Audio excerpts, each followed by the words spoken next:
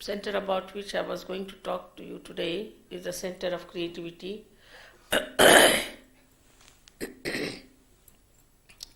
Which looks after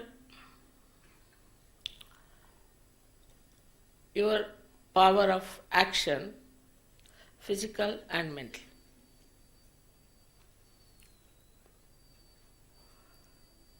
This power of action moves on the right side of the spinal cord and coming to the optic chiasma, it crosses over, passes to the left side and creates an institution called ego. The institution of ego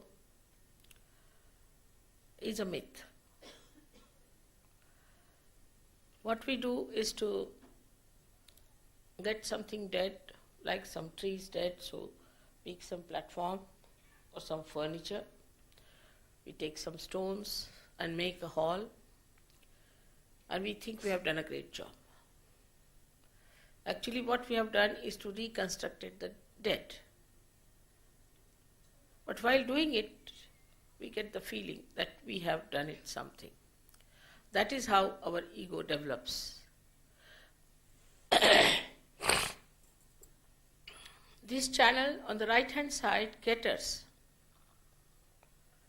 to your future. So those people who plan too much, think too much, exhaust the energy of this center, because this center has the first responsibility to convert the fat cells in the stomach for the use of the brain, which is overused, to make them into grey cells. So when you start thinking too much, it has to work more for this very important function. When it starts working for one function, the other functions are neglected.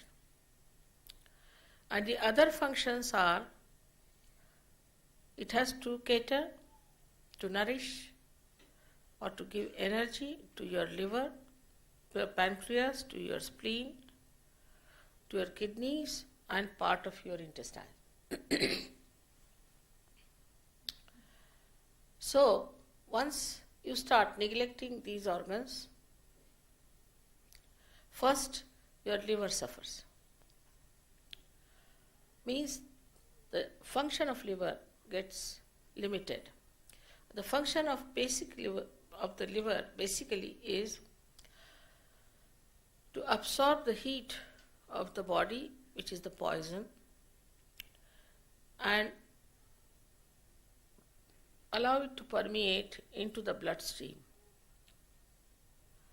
But the energy is so limited that it cannot function properly. So this center starts neglecting liver, and liver then cannot get rid of all the heat of the body. So the heat starts flowing upward. When it starts flowing upward, then there's a center, what we call as the right heart, which gets affected. People develop a disease called asthma with it. Also they develop the disease, what we call as a massive heart attack on the left hand side, when the heat reaches there. They also can develop a paralysis of the right side when it reaches the brain. The vulnerability is there. And then it is triggered somehow by the left side action maybe.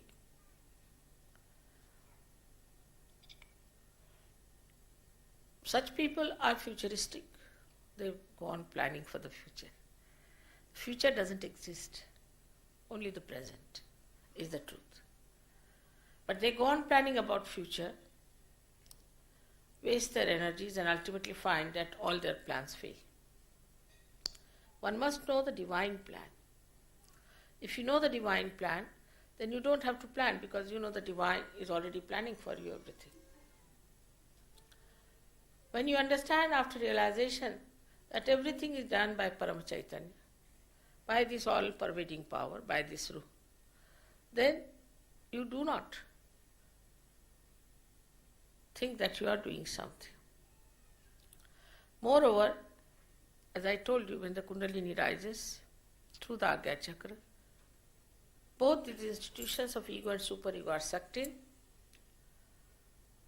so there is no ego. So you become egoless. So your karmas or your duties or your so-called work you have done become akarmas. Then you don't talk like this, that I have done this, I have done that. They say, oh, it's rising, it's happening, it's working out. To start speaking in the third person. Even sometimes children you will find, they talk like that. This little boy won't go because it is obstinate. They'll talk about themselves.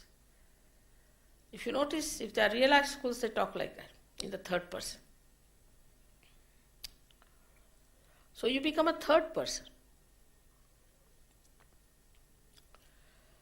And nourishment to this energy, to this center comes through your realization. As the Kundalini is connected to the mains, as a result, you get into balance. You are in thoughtless awareness. Somebody has asked me about the thinking yesterday. So the thought arises from the past or from the future. As we have a capacity to react because of the construction of our body as a prism. It's a little scientific thing, but if you listen to some of my lectures, you will understand what I mean. Now what happens when you see something, you react. Anything you see, you react. You see this carpet, you will react. You will see this mic, you will react. You will think something about it. So a thought comes either from the future or from the past, and there's a wave of thought coming and going, again thought coming and going. It comes and disappears. In between these thoughts there's a little space, which is the present. But if I say you pay attention to yourself, to your present, you cannot. Unless and until you are a realized soul. So when the Kundalini rises, these thoughts they lean out, means they become thin. When they become thin, the space in between increases, and that's how you become thoughtlessly aware. So the thinking is minimized. Then the liver doesn't have to do all the time the job of converting your fat cells into grey cells. It comes into balance. Then the second one is the pancreas. That is neglected too. In a person who is futuristic, who thinks too much, plans too much, that also becomes neglected.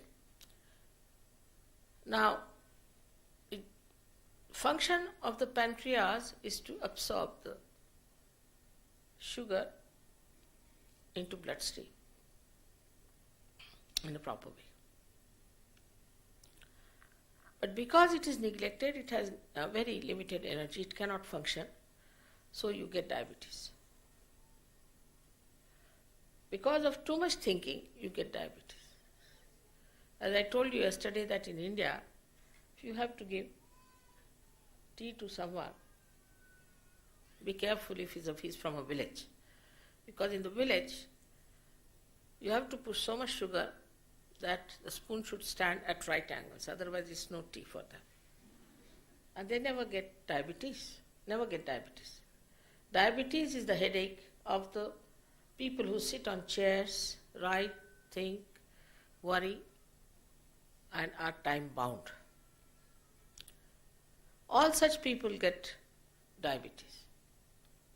They are futuristic, egoistical, arrogant, hot-tempered. And such people get also heart attacks, which are of a massive nature. The left heart is connected in a way. When there's too much of exertion on the physical side, also one can get heart attack. The another type of heart attack one gets is a angina. That's due to some other reason. That's due to the lethargic heart. So now we have another problem which is very serious, is that of the spleen. Spleen is the speedometer. It's the one that gives us rhythm. If we are rhythmic in life, spleen keeps all right. But we are very hectic. And the function of the spleen is to create red blood corpuscles whenever there is an emergency. So the way we are always under a shock. Early in the morning you get up, what do you see? You read the newspaper, horrid news. I mean, newspapers have to give horrid news. They never give good news, you know. They say we don't want to say if some plane has landed safely, but but if there's a disaster, so many have died, killed in action, murders, horrible things, naturally you get a shock because you are a human being. And in a subconscious you feel, in the unconscious area you get the jerk. There's a shock. Then you start the day in a hectic way. You are time bound, you have to rush, you can't take your breakfast, you just take something, grab. Rush to the car or maybe on anything, and then you find a jam. In modern days, everything keeps you on attention. Then you reach the office, the boss is getting angry with you because you are late. As it is, I don't know how much work we really produce. Only the mess we have created in this world, I think, much more in the modern times than much work. We cannot have people like Mozart nowadays. We can't have anyone like Michelangelo. We cannot have any artists who can create beautiful things. We do not have beautiful buildings now, horrible plastics. We cannot have beautiful artistic clothes. Everything is becoming plastic, and for which we are working so very hard to create plastic mountains. All this leads to tensions. So we become tense. And the tensions go on increasing as this ego increases, covers all your head. And you go into tension. But the worst thing that happens to you, that this spleen, which is the one responsible for keeping the rhythm of your life, goes hectic and becomes crazy. It doesn't understand what sort of a personality you are.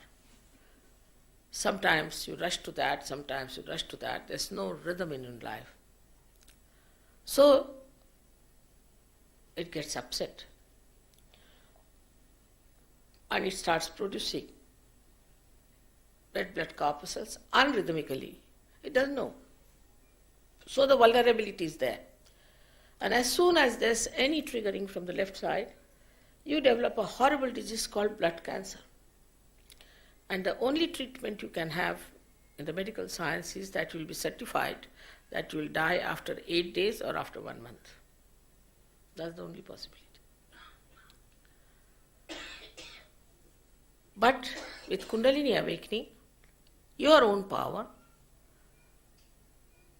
nourishes this center and supplies energy, soothes down your hectic speedometer, which is the spleen, and the disease gets cured. There are many we know of who got their blood cancer cured, and even after 6-7 years they are living and kicking all right. All this is available to you within yourself. This is all being promised. Many great people have written about it. It's not that I'm saying something new. Only the new thing we are seeing here is that you can get mass realization. Then is the kidney. Kidney also gets affected firstly by the heat of the liver and secondly by the strenuous type of life you lead, futuristic, neglected, and then you get blood pressures. Blood pressures you get till you get failure of your kidneys, or you might get a paralysis. Anything is possible. So we have blood pressure, high blood pressure. All this is only because of one center when it is out of gear.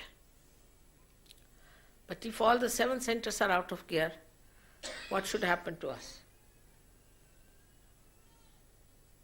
And I think the modern life is such that it could be, all centers could be in danger. So it is eminent, is important that we should get our Kundalini awakened and we should enjoy the best health. Health, of course, you enjoy very well, no doubt. But apart from health,